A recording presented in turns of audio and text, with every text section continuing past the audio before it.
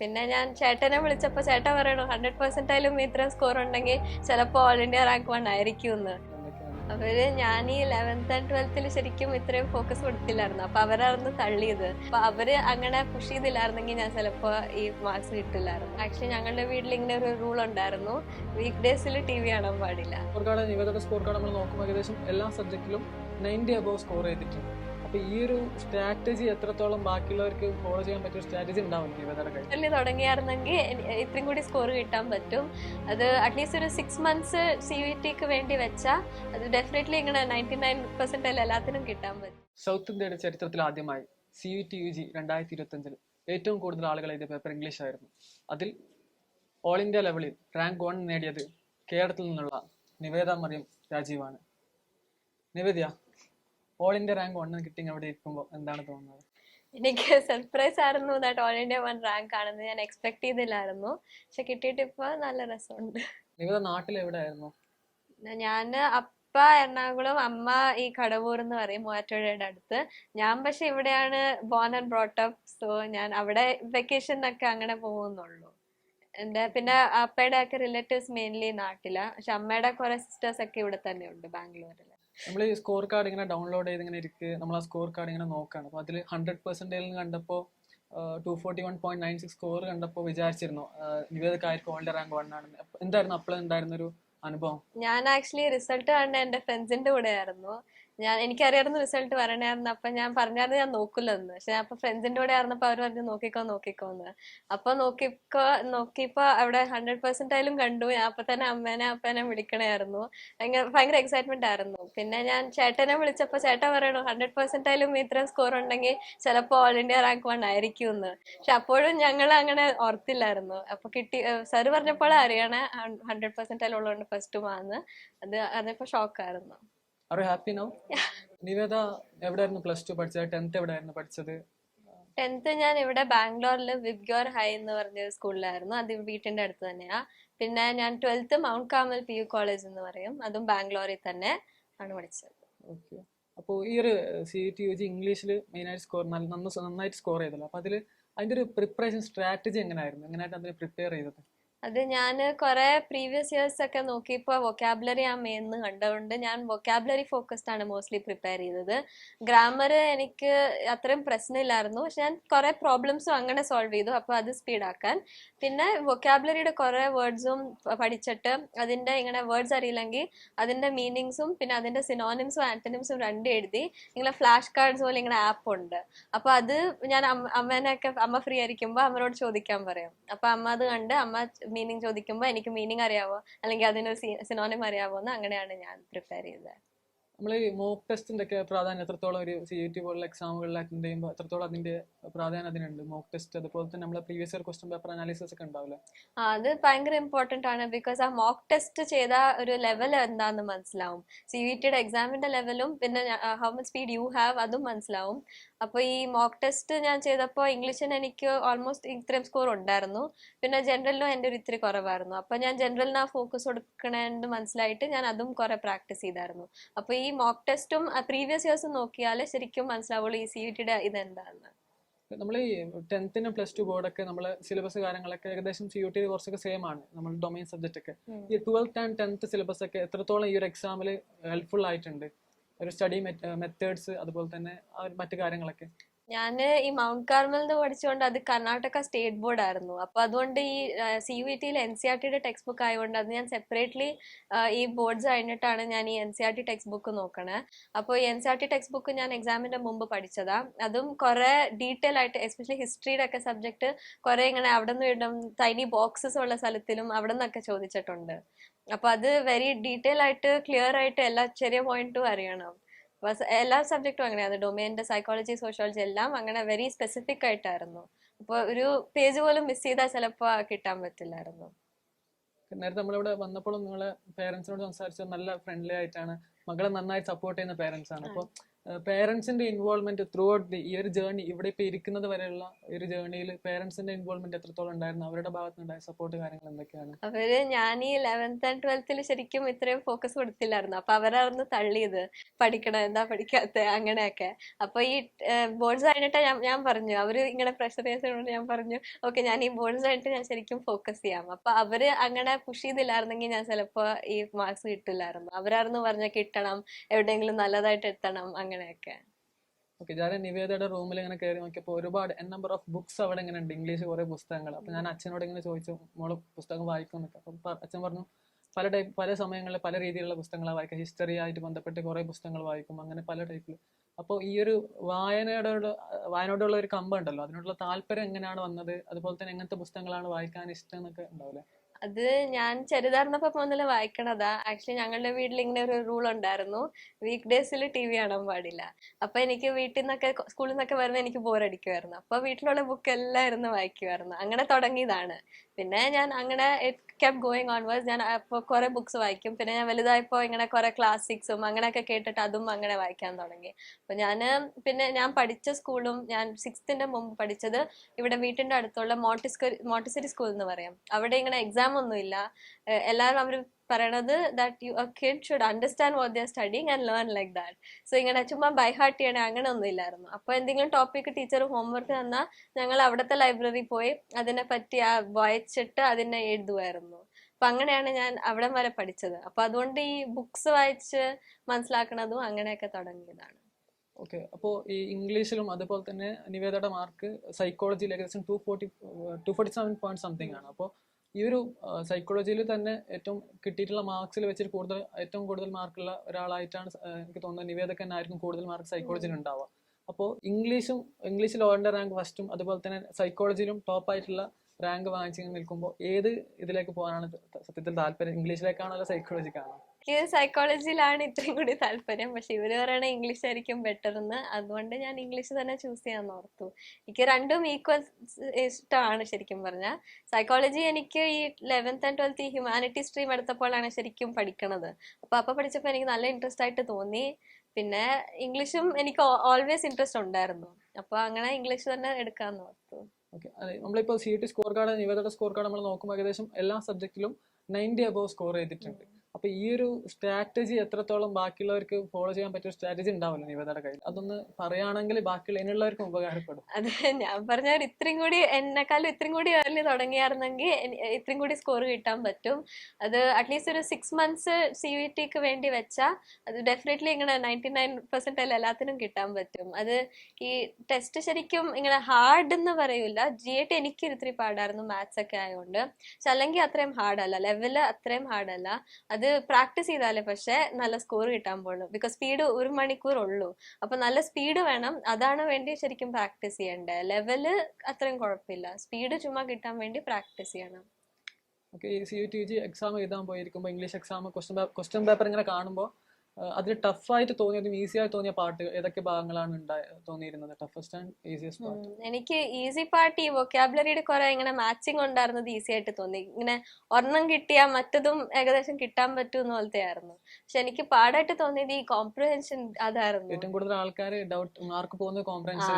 അപ്പൊ അതില് എങ്ങനെയാണ് നന്നായി സ്കോർ ചെയ്യാൻ പറ്റിയത്? അത് ഞാന് കുറെ ഇങ്ങനെ ചെയ്തായിരുന്നു ബുക്സ് ഒക്കെ മനസ്സിലാക്കാൻ വേണ്ടി. പക്ഷെ എനിക്ക് ഈ എക്സാമിന്റെ മുമ്പ് പോയപ്പോൾ ഞാൻ അമ്മനോട് പറഞ്ഞായിരുന്നു എനിക്ക് കോംപ്രിഹെൻഷൻ ആ പേടിയെന്ന്. പക്ഷെ അവര് ഇങ്ങനെ എക്സാമിൽ അത്രയും ഡിഫിക്കൽട്ടായിട്ടും തന്നില്ല. അതൊരു ഇത്തിരി കുറെ പിന്നെ വായിക്കണം. അപ്പൊ ബാക്കി സബ്ജക്ട്സിൽ സമയം എടുത്താൽ ഇതിന് റീഡിങ് കോംപ്രിഹെൻഷന് സമയം കിട്ടില്ല. അപ്പം അത് മാത്രം സ്പീഡായിട്ട് ചെയ്തിട്ട് റീഡിങ് കോംപ്രിഹെൻഷന് തന്നെ വേറെ സമയം വെക്കണം. അത് അറ്റ്ലീസ്റ്റ് ഇങ്ങനെ പിന്നെയും വായിച്ച് എല്ലാ ക്വസ്റ്റ്യനും വായിച്ചിട്ട് പിന്നെയും ക്വസ്റ്റ്യനിലോട്ട് പോയി നോക്കി അങ്ങനെ ചെയ്യണം. സോ വേറെ സെക്ഷൻസിൽ സ്പീഡ് എടുക്കാൻ പാടില്ല, ഇതില് വേഗം ചെയ്യണം.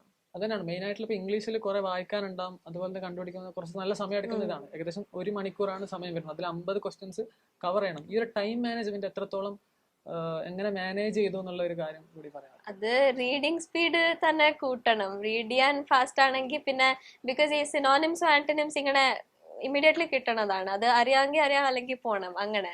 അപ്പൊ ഞാൻ അങ്ങനെയായിരുന്നു എക്സാമിനും ചെയ്തത്. എനിക്ക് ശരി ലൈക്ക് ഡൗട്ട് ഇല്ലാത്തതെല്ലാം ഞാൻ ആദ്യം ചെയ്തു, ബാക്കിയെല്ലാം ഇത്തിരി ഡൗട്ട് ഉണ്ടെങ്കിലും അത് വിട്ട്. പിന്നെ ഞാൻ തിരിച്ചു വന്ന് പുറകിൽ നിന്ന് ഇങ്ങനെ ഫ്രണ്ടിലോട്ട് പോയി ഞാൻ തിരിച്ചു വന്ന് എല്ലാം പിന്നെയും പിന്നെയും നോക്കി. പിന്നെ റീഡിങ് കോംപ്രഹെൻഷൻ ഞാൻ വേറെ സമയം വെച്ചിട്ടുണ്ടായിരുന്നു. അങ്ങനെ. നിവേദയുടെ which is your dream university? എനിക്ക് ഇഫ്ലു ആയിരുന്നു, English and foreign language university in Hyderabad. അത് ഞാൻ കുറെ കേട്ടിട്ടുണ്ട്, ഇംഗ്ലീഷ് കോഴ്സസിന് ഭയങ്കര നല്ലതാണ്. പിന്നെ HC ഉണ്ട്, ഹൈദരാബാദ് സെൻട്രൽ യൂണിവേഴ്സിറ്റി. പിന്നെ സെന്റ് സ്റ്റീഫൻസ് ഡൽഹിയിലും. Okay, what is your goal? Goal എന്ന് പറയുമ്പോൾ എനിക്ക് ഇംഗ്ലീഷിൽ എനിക്കിങ്ങനെ ഒരു ഇതുണ്ടായിരുന്നു, എനിക്ക് ഒരു one day I want to write a book. അത് ചെയ്യാൻ പറ്റുമോ ചെയ്യാൻ പറ്റുമോന്നറിയില്ല, പക്ഷെ ഞാൻ എഴുതാറുണ്ട് ഇടക്കിടക്ക് എന്റെ സ്കൂളിലെയും ചർച്ചിലെ മാഗസീനിലൊക്കെ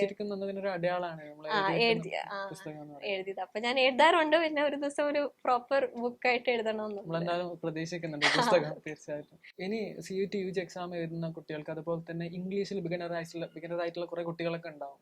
ഇംഗ്ലീഷ് പഠിക്കണം പക്ഷെ പഠിക്കാൻ പറ്റാത്ത കുട്ടികളൊക്കെ. അപ്പൊ അവർക്ക് കൊടുക്കാനുള്ള ഒരു മെസ്സേജ് എന്താണ്? എങ്ങനെയാണ് ഒരു ഇംഗ്ലീഷിൽ കുറച്ചുകൂടി റെഡിയായി വരിക എന്നുള്ള ആ കാര്യങ്ങളൊന്ന് പറയാൻ പറ്റുകയാണെങ്കിൽ ഹെൽപ്ഫുൾ ആണ്. അത് കുറെ വായിക്കണം. ഇങ്ങനെ ബുക്സ് ആവണമെന്നില്ല, ഇങ്ങനെ കുറെ എസ്സേസോ സ്പീച്ചോ അങ്ങനെ എന്തെങ്കിലും ആണെങ്കിലും മതി. ഇങ്ങനെ ഫേമസ് ആൾക്കാരുടെ സ്പീച്ചസോ അങ്ങനെയൊക്കെ വായിച്ചാൽ വൊക്കാബുലറി കിട്ടിയാൽ തന്നെ കുറെ ചെയ്യാൻ പറ്റും ഈ CUT എക്സാമിൽ. അപ്പൊ വൊക്കാബുലറി ബിൽഡ് ചെയ്യാൻ ഇങ്ങനെ പഠിക്കണക്കാളും ഈസിയർ ബുക്ക് വായിച്ചിട്ട് ഇങ്ങനെ മനസ്സിലാക്കി ചെയ്യണതാണ് ഈസിയർ. അപ്പോൾ ബുക്ക് കുറെ വായിച്ച് അല്ലെങ്കിൽ എന്തെങ്കിലും വായിച്ച് ഫിക്സ് ചെയ്യാം.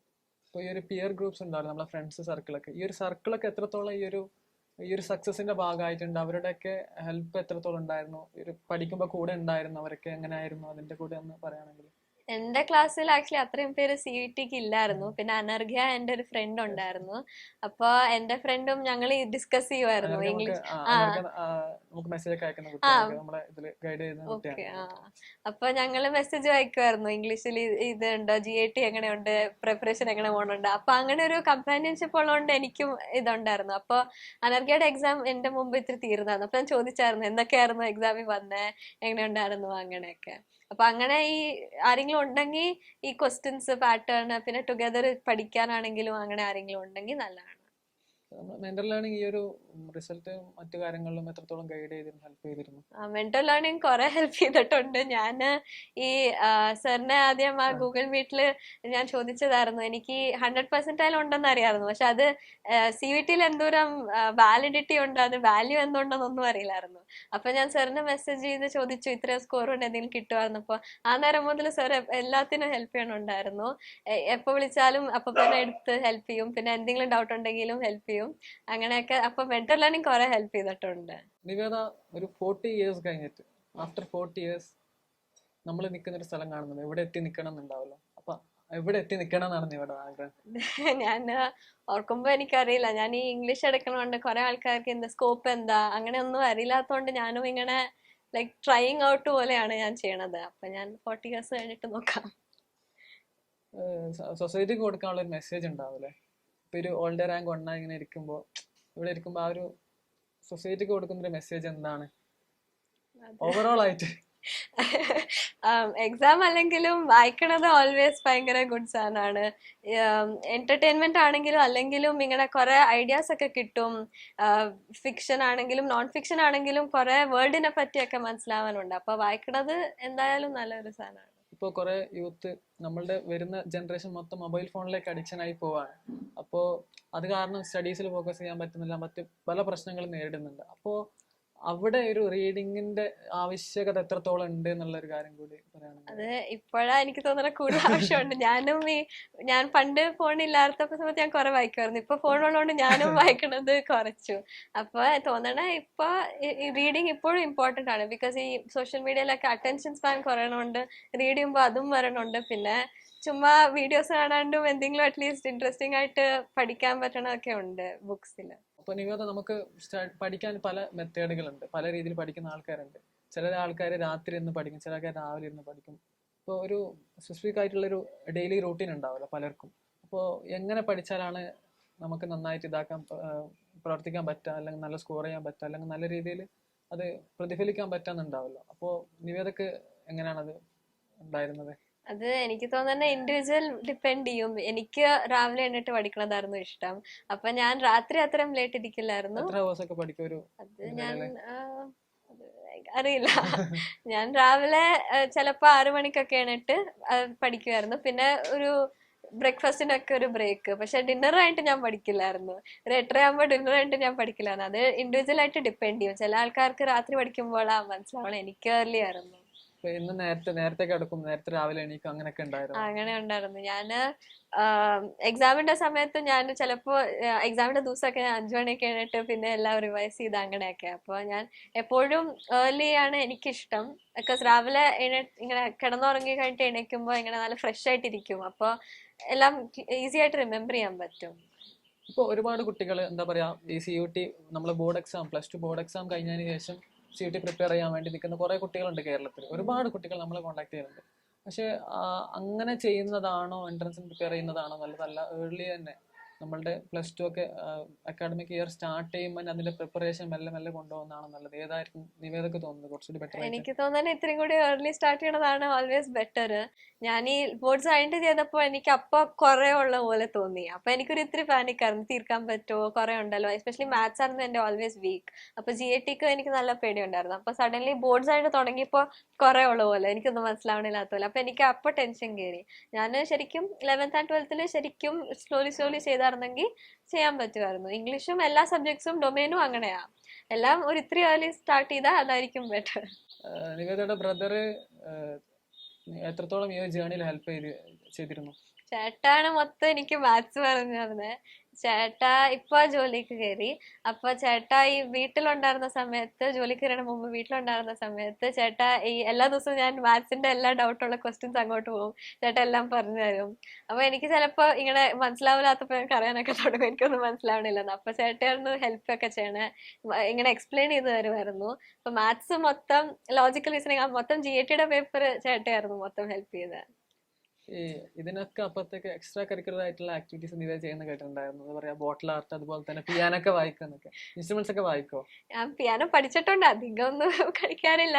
ഞാൻ ഈ ഇടയ്ക്ക് ഇങ്ങനെ ഫ്രീ ആയിട്ട് ഇരിക്കുമ്പോ എനിക്കിങ്ങനെ പെയിന്റിങ്, ഡ്രോയിങ് അങ്ങനത്തെ ഒക്കെ ഇഷ്ടമാണ്. അപ്പൊ ഞാൻ ചുമ്മാ ഇടയ്ക്കൊക്കെ അങ്ങനെ ചെയ്യുമായിരുന്നു, റിലാക്സ് ചെയ്യാൻ വേണ്ടി. അങ്ങനെ അതല്ലാതെ വേറെ ഒന്ന് അഡീഷണൽ ആയിട്ട് ചെയ്യുന്നുണ്ട് അങ്ങനെ? അങ്ങനെ പിന്നെ ഇങ്ങനെ എക്സ്ട്രാ കരിക്കുലർ ഇങ്ങനെ സ്പോർട്സ് അങ്ങനെയൊന്നും ഇല്ലായിരുന്നു. ഞാൻ പക്ഷെ ഫ്രണ്ട്സിന്റെ കൂടെ പുറത്തു പോണതും അങ്ങനെയൊക്കെ, അത്രേ ഉള്ളൂ. പോംസ് ഒക്കെ എഴുതാറുണ്ടോ?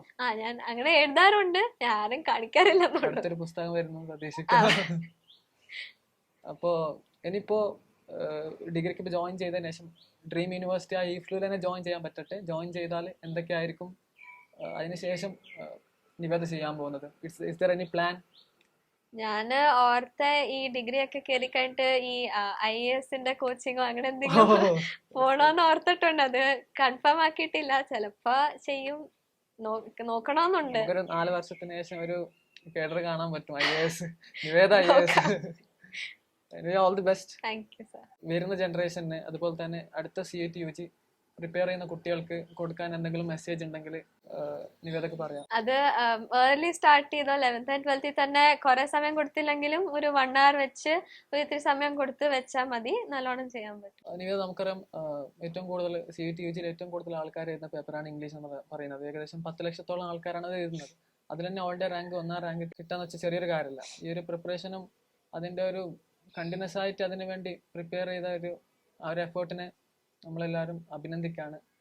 Anyway, congratulations. Thank you. വരും വർഷങ്ങളിൽ CUT UG എക്സാം എഴുതുന്ന ഒരുപാട് കുട്ടികൾക്ക് നിവേദന ഒരു പ്രചോദനമാകട്ടെ. നിവേദക്ക് ഇത് സാധ്യമാണെങ്കിൽ നിങ്ങൾക്കും സാധ്യമാണ്. Wish you all the very best. Thank you.